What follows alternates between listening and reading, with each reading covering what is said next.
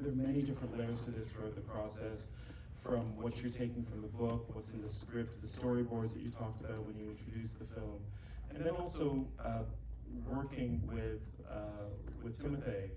And there's so many different steps in his progression. When we meet him, he's very unformed, and by the end here of part two, he's a different person. He's a man now. How did you think about that emotional journey for him, and what you wanted the audience to experience from that? Yeah, it's a good question. Thank you. The idea, first of all, is the importance. It's a cliche. All filmmakers talk about the importance of casting, and Timothée was the only name on the list that we. I don't know if what I would have done if Timothée didn't embark in the journey.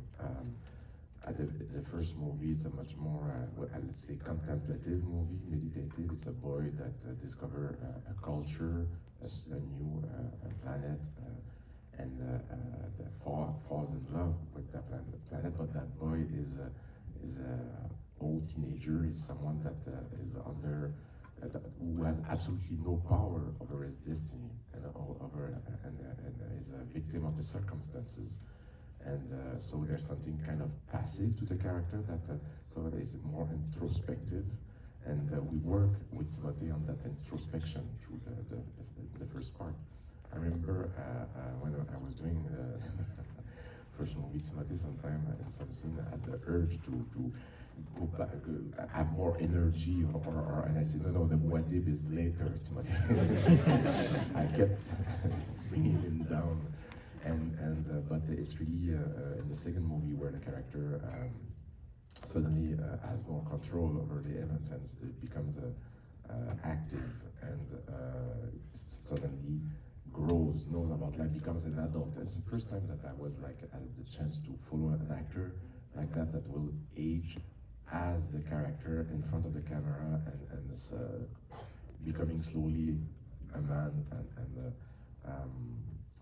but what is brilliant, and it was a beautiful collaboration, and it was, I would say, not difficult to sculpt that dramatic curve with him.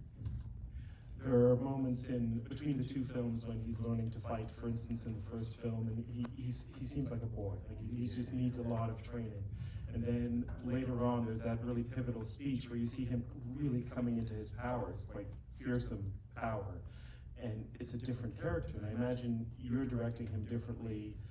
Lots of things must have changed between how you shape those two scenes, for instance. Absolutely, it's there's something in French we said juvénile. I don't know, juvenile is the right word in English to say someone that looks very young in his features and in the structure of his body. But again, in between both movies, Timothée trained. He became more, let's say, physical, and he's a very powerful actor, and I think that for him, he has that both personal side in that more candid, boyish, he's very playful human being, but in the same time he has that gravitas, that depth, that weight that he can. Use I remember when we did the scene of the speech, how it became Shakespearean and bigger than life, and it was an explosion in front of the camera, and I was so happy. I knew he would do that. I haven't seen. I remember when he was in The King, that movie where I knew he had that inside him. I knew that he had that capacity of transforming himself, and through some rehearsal also, I had seen that we rehearsed that scene together a lot also, and to find the right tone, but again, having to act in front of a crowd of extras with Javier Bardem, so it gives him also the oomph to perform, I think. And I also want to ask about creating the world for Paul and the other characters to inhabit. This is, of course, a world that readers of the book will know quite well and will have imagined themselves, but there's still some quite startling images when we first see. I guess what I was most struck by was the weight, the mass of some of the structures and the planet, and creating that sense of a kind of physical weight through how you show Arrakis and how you show the characters as well in that space. I guess I want to ask you, technically, how do you create that palpable, three-dimensional sense of a place that we've never visited? First of all, it's the power of nature. We shot as much as possible in the real desert and the real environments, and then the architecture was all designed in a reaction to the power of the ecosystem. The idea that in the book, the cultures, the technologies, the religion, the rituals, everything are influenced by the ecosystem where the people are coming from. If you want to know about the Fremen, you learn about Arrakis, and everything is explained through their relationship with nature. And Patrice Vermette, the production designer, and I, we thought about the architecture being in reaction to the power of the planet, and that everything looks like a bunker, brutalist architecture that is there to resist for thousands of years under tremendous harsh conditions. And there's like we try to stay close to the spirit of the book, which is the exploration of the ecosystems and the relationship between the humans and the ecosystems. And as you were working with the different heads of departments, production designer, costume, and so on, cinematography as well, was that look of Arrakis, was that already there from the storyboards, or how did you first imagine? Well, I have to be careful what I'm saying because Sam is in the room. But it's honestly, there's a lot of things that are born in the boards, meaning that there's something very minimalistic about how the movies, the compositions of the images. There's a feeling of loneliness, of melancholia that was in the storyboards already. And a lot of the designs are coming from, as Sam and I are drawing together. I would say it would be unfair to say that there's a tremendous amount of work that is done from Patrice Vermette. There's the storyboards are there to inform Patrice, and Patrice react to that, and there's like he goes on, say, specifically on part two. On part one, I was more upfront, but on part two, the vocabulary was defined. We knew what the world was looking like. We knew, and so Patrice was much more ahead at one point as he was designing the movie. It was the first time that I had the chance to revisit a planet, and the mot d'ordre, the main idea was to try to create a new spaces that would to not, so the audience would not have the feeling of déjà vu, and to so there was it was easier in prep for part two because we knew where we were going, we knew how to do it, and it was more ambitious, but we had the recipe to do it. I don't know if I answered your question. I think you have. We're going to have some time for your questions in a moment as well, but maybe the last thing I'll ask you before we go to the audience is about the sound design and the music, because the immensity that we feel from watching the film, I think, also comes from what we're hearing, not just what we're seeing. And I want to ask you about how you marry the sonic soundscapes of the film, both music and sound design and effects and all of that, with the visuals. Yeah, it's of course when you do sci-fi, the sound is of you create machines, vehicles, and the sound is tremendously important. And I'm working with for both movies with Hans Zimmer, who asked the permission to go very close to the frontier of sound design. And Mark Mangini, who did the first movie, and Richard King did the second one,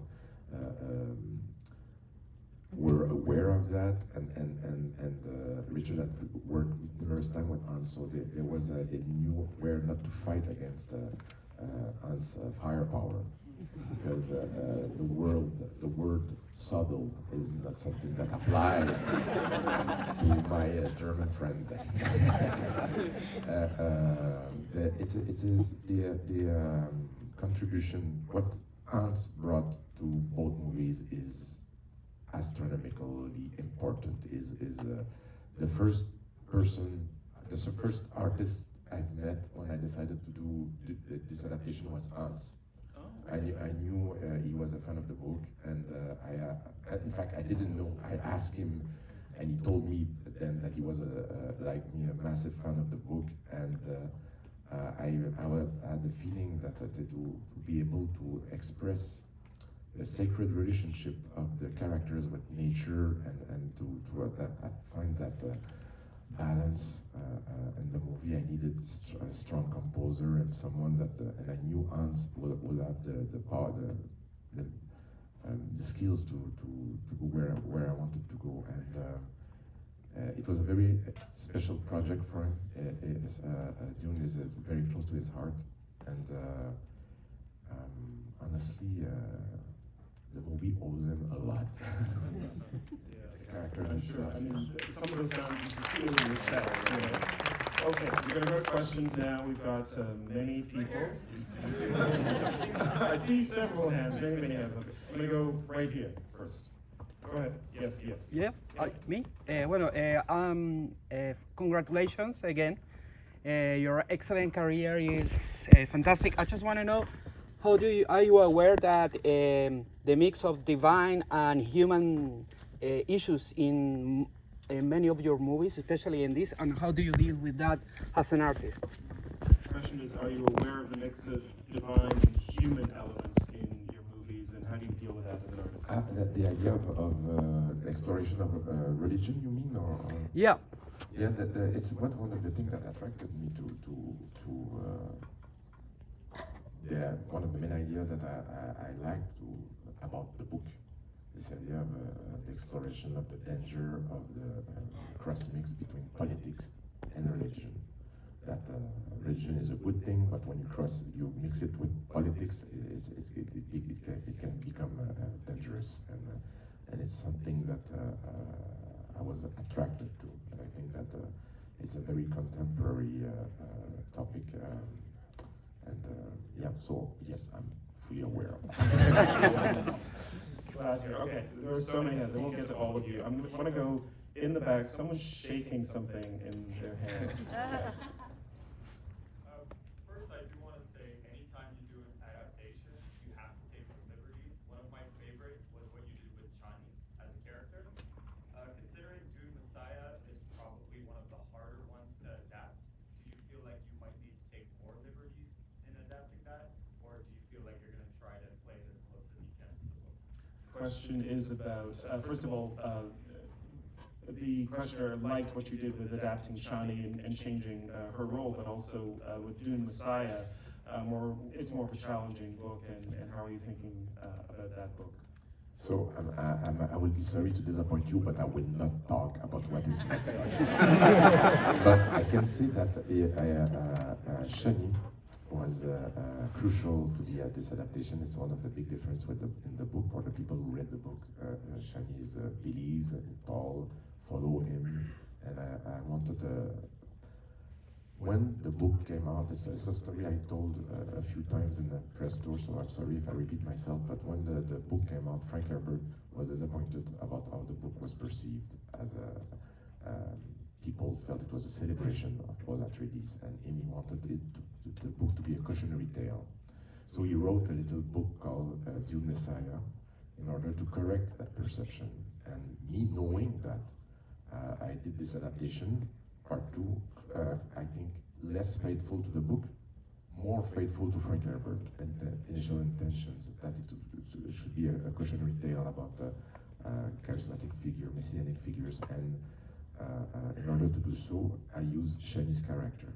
So in the movie, there's a moment where there's like a slight shift where we slowly fall more into Shani's perspective to see where Paul, to become critical about Paul's decision, and that is for me was fundamental for the success of this adaptation.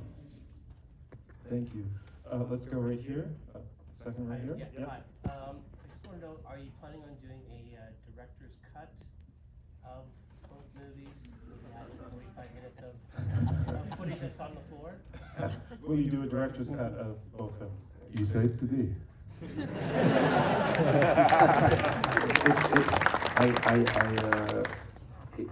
I'm myself in the cutting room. I work with Joe Walker, the editor, but I love editing, and I think very severe with my own material. And when it's on the cutting floor, it's dead, and it's going away for specific reasons, and the movie rejects scenes sometimes, and when you finally finish the final cut, it's the movie is alive. There's blood that is going on. It's in the veins. It walks by itself. You cannot touch it again. I need to talk to Francis Ford Coppola. I don't understand, and I absolutely revere the master, but why does he touch over and over again his masterpieces? I don't know why he goes back. I think that when a movie is finished, sometimes I see my own. It happens sometimes that I see my own work with distance, and I will cut things out.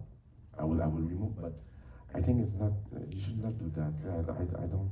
In the history of painting, very few painters went back to the museum with paint. I know some not done. You said just now that the movie will reject certain scenes at a certain point. How does your film reject something that you've already shot? The thing is, that is why editing is a crucial process, and it's a very, very creative and powerful moment in the film's life. And in a way, there are things that when you shot them, that became more powerful that was what was on paper, and sometimes a character looking at the other character, you don't need the 3-minute monologue, because you feel that what he expressed with just the way his presence is more powerful, and that's it, and that's what I would say. Thank you. Okay, time for just a few more. We'll go right here. Hi, Cameron. Hi, Denis. Thank you for coming back. You've talked at length about Lawrence of Arabia and its influence on this film. I'm wondering, you haven't ever been specific about the chronology. Was Dune for you first, and then you saw Lawrence of Arabia, and then you saw Star Wars? What was the delineation of your Okay, the question is about the influence of Lawrence of Arabia and also the Dune book and Star Wars. What is the chronology? Okay, the truth is, I saw Star Wars first, because I was like, when in 1977, I was 10 years old. And I still remember opening a newspaper and seeing a picture, a frame of Obi-Wan Kenobi and Luke Skywalker and the speeder and the land speeder, and talking to the stormtrooper, and the light and the textures, and it felt so real, and I was like, so Star Wars the first Star Wars was a big thing for me. Then came Dune, after I read Dune, after that, and I saw Lawrence of Arabia for the first time as I was a film student, maybe 18 years old or something like that. I was alone in a huge theater in Montreal, and I saw a 70mm print of Lawrence of Arabia, 4 hours alone, and still to this day, it's one of the best screening of my life. And I remember going back to film school the next day, and I thought I learned more watching Lawrence of Arabia than 3 years of film school. and I received a fantastic gift 2 years ago.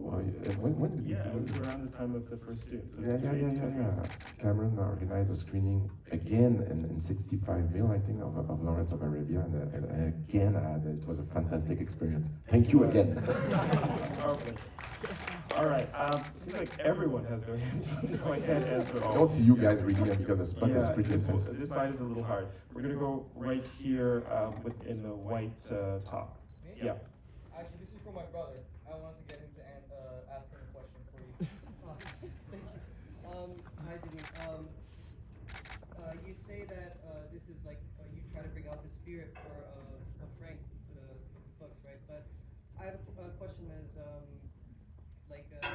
during your writing process, Is there anything you wish you could have added, or something that you had removed during your screenplay? And like, how do you go about your creative process in adapting something that's already made into your own vision and your own spin? Thank you for your question. In adapting Frank Herbert's book, were there things ever that you thought you wanted to add to what he'd written, or things that you needed to take away from the book? And how do you go about the process of adaptation? First, when you adapt, it's a very harsh process. I had to kill a lot of darlings, a lot of things I loved about the books, but more specifically, from the people who know the book. There are like many schools of thought, or the Mantat, the people that in Dune, humanity has reached a level of perfection, and there are different school of thought, and one of them is the Mantat. They are like human computers. We seek to figure out in part one. I wish I could have been able to bring it back in part two. It became very fussy and complex, so I could not bring back to figure out, and it's something that I wish I could have done. But I will say that both movies are radically Bene Gesserit adaptation. They are like focused on the Bene Gesserit sisters. Thank you. Okay, we'll go for just two more. We'll go way in the back. Waving doesn't always help, so let's go to someone who is that in the back corner. Hand was going like that just now. Yeah, that's you. First of all, thank you so much for coming. I think this is a very special experience for everybody here. Thank you. Maybe you could talk a bit about the costume design and if that was a collaborative experience for you, because there's so much of the narrative weaved into the costume design that isn't really explicitly said. Questions about the costume design, and so much of the narrative is woven into the costumes. Can you talk about developing that side of the film? I worked with a costume designer. Her name is Jacqueline West, and Jacqueline is well known for her period movies. And it was the first time she was doing sci-fi, if I'm not mistaken. And she loved Dune, but I love the fact that she was a period historical specialist. If you saw Killer of the Flower Moons, this Scorsese movie, she's the one with the fantastic work from Jacqueline. We approached it with the same spirit as a historical movie. And so I would give a lot of credits, sorry, to Jacqueline. There's one costume that I love that was thought of, and I asked Sam, who is here, my storyboard artist, to draw the Reverend Mother. And I said, just take your Sharpie and make a big black line.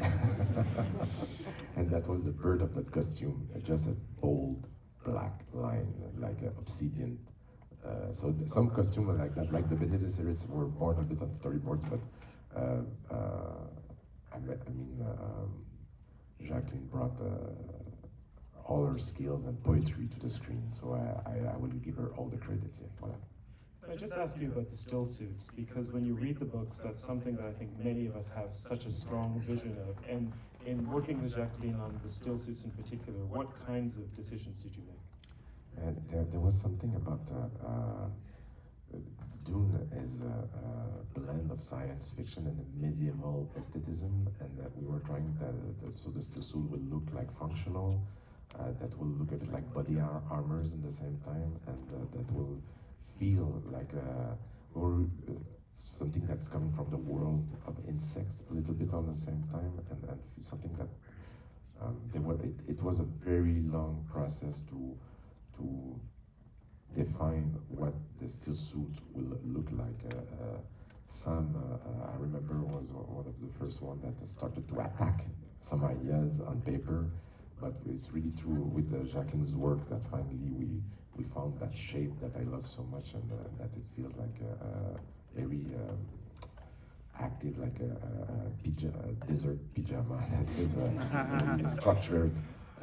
But it was a challenge to bring that to the screen, and also the still suit had to resist for real to the desert, to the environment. They had to be made so the actors could perform under very high temperatures, and so I will not lie, I don't think they were very comfortable, but they look great. Thank you. All right, time for just, okay, this is inventive. Someone's got a red light. Yeah, all right, you win. Okay. So speaking on revisiting the world and making it look different than how you did the first film, watching both films back to back made me realize how you shot both films in different aspect ratios, different lenses, different cameras, but still utilizing IMAX. I'm wondering about the collaboration with your cinematographer Greg on what scenes you know you wanted to use with IMAX and how you wanted to differentiate the world with those lenses, with those aspect ratios. Question is about the cinematography, specifically shooting with IMAX cameras and the IMAX aspect ratio, and how did you make decisions with your cinematographer about what would be an IMAX through both parts 1 and 2? Yeah, the first movie was shot in two formats, in IMAX and the 235. The idea was to, because it's a true test that I did, I realized, and by watching the work of other filmmakers also, is to realize that by changing the aspect ratio in a movie, it's like another way, a new tool of expression, a new form of expression, when you can create punctuation or increase the power of a shot by switching the format in between two scenes or in a scene, and it's like a baseline a new baseline that I never used before, that I never had the chance to use before. And so in the first movie, everything involving nature, desert, and space is in IMAX, and most of the interiors and things that are more intimate were shot in 235. That was the approach. So when the characters will discover the desert or travel through the desert, they will have that oomph, that impact of the landscape, and that was the idea. For the second movie, which happened most of it in the desert, we decided to shoot all the movie in IMAX and play a bit between there's a punctuation between 190 and 143, just at specific moment to create that punctuation, that dramatic punctuation. But the second one was shot entirely in IMAX, yeah. And it's Greg and it requires discipline, because you have to shoot all the time thinking about N235 and IMAX, and it's a not ideal way of shooting, and it's different, but it's a discipline, and I was working with a very strong cinematographer, so we had a lot of fun to play with those cameras. Thank you. All right, last question, we're going to go right here. Hello. I was so moved seeing it again. Thank you again for sharing. I know everyone said that before. A friend of mine was in Blade Runner 2045, Sylvia Hoeks, and she talked about how much you valued surprise, that she surprised you in the audition, that she was often surprised on set. I wondered, you shot these several years ago, is there anything that surprises you when you watch them anew? Is there anything that surprises you when you watch the films now, having valued surprise so far? You're talking about Dune specifically, or Blade Runner 2049? Dune specifically, but I'd love to hear about any movies that surprised you when you watch them years later. Yeah, it's a good question, because when you finish a movie, there's like as you're making it, you're going through a lot of joys and a lot of pain and a lot of, surprises, good surprises, disappointments. You go through all the spectrum of emotions, and you finish the movie and you give your best to make it as best as you can. You give everything, and when the movie's finished, it takes me years before I can watch it again without being in contact. Like, I really debated with myself, should I sit with you today? And because I wish I had done it, but at the same time, emotionally, I'm not ready to watch part 2 again. and it's like, I feel I need some distance in order to be able to. It takes time for the wounds to, to heal. It's normal. All my movies have been like that. It takes me years and years and years to be able to think to watch them again. And when I do, it's always by accident somewhere. Because, for instance, Blade Runner 2049, I had many years later, to approve a print, a 35mm print of it. I was alone in a theater watching it, and I had suddenly the impression that I was seeing, maybe for the first time for real, with the proper distance, you know, and like finally having peace with the project. Yeah. So, yeah. I mean, you know, filmmaker are neurotic. Well, Denis, thank you so much for sharing your vision for Dune Part 1 and Part 2 with us today. It's been a really special experience, as you said. We're really glad to see you back in Toronto. Thank you so much.